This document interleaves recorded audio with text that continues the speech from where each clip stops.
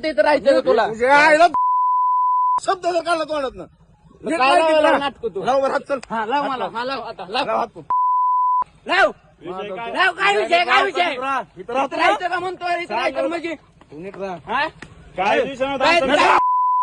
गाडीचा धक्का लागला त्याच्या यार, तू टाका लागला म्हणजे मागे राहतो तू सरक मागं. हिनं काय केलं धक्का गाडीचा लागला आरसा आत गेलाय तर मागे कुठला आहे रे तू भाऊ माझं नीट राहायची कधी जाऊ तुझ्या आजानं सेवा केली म्हणून मी गप आहे अरे तुमच्या माझ्या मान मुरगाळील हो मी नाटक करतो ना फडफड फडफड फड जोर त्याच्या अवकात अजून पुढे यायची नीट राहायचं इथं लायकी त्यांना काय म्हणते गाडी चालला होता आम्ही ते गाडीचा कट लागला होता मग ती रणवीर भाईला बोलिलं होतं त्या पोराचं काय मला नाव माहित नाही रणवीर भाई सातपुते रोहन आणि सातपुते तुझं नानाला बोललो नाही तर कुणाला बी बोललो रणवीर भाई चालतं. एक मिनिट वडील आले. काय गरज नाही मला बोलायची कुणाला तुझ्या लेवलनं राहा फक्त लय सापरू नका तुम्ही हो आमचं काय जी नीट राहा नाटक करू नको कशाला माघारी आलतो विषय नव्हता तर कुठं माघारी आलं ए. की दिवस मारून भांडण करायचं का तुला बांधा बिना म्हणजे तुला चल सोड घरी नीट राहा आपल्या इथं इथं राहून सुद्धा सुरक्षित आहे ह्याचा विचार करा फक्त आजोबाची कृपा आहे तुमच्या बाकी कुणाची नाही फक्त तुझ्या आजीची कृपा आहे हो दोघाच्या बी नाही नाही फक्त तुमच्या आजोबाची कृपा आहे तुमच्या आजोबाची कृपा आहे म्हणून तुम्ही नीट आहेत सुरक्षित आहेत हो नाहीतर तुमच्या चौबाट्याने मागच परत जर वाकडं पाऊल टाकलं ना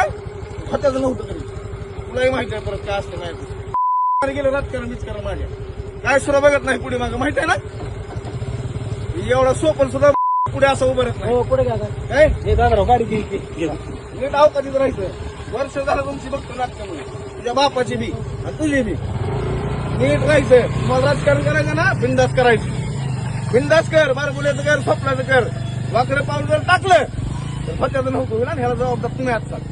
तुलाही माहिती आहे झेपणार आहे का मी झेपणार आहे का झेपणार आहे तुम्हाला झेपणार आहे का तुम्हाला झेपणार आहे का रणवीर भाई आपलं काय झेपणार आहे का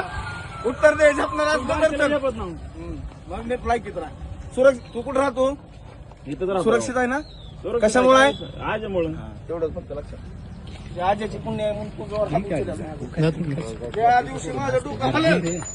दिवशी इसरल मी पुण्य इसरल मी सगळी जुनी ती इसरायला लावू नका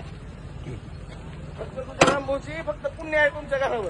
तुझ्या आजीनं लय केलंय पार्टीसाठी म्हणून आम्ही गप्प आहे ज्या दिवशी सरकल त्या दिवशी विषय संपल सगळं हो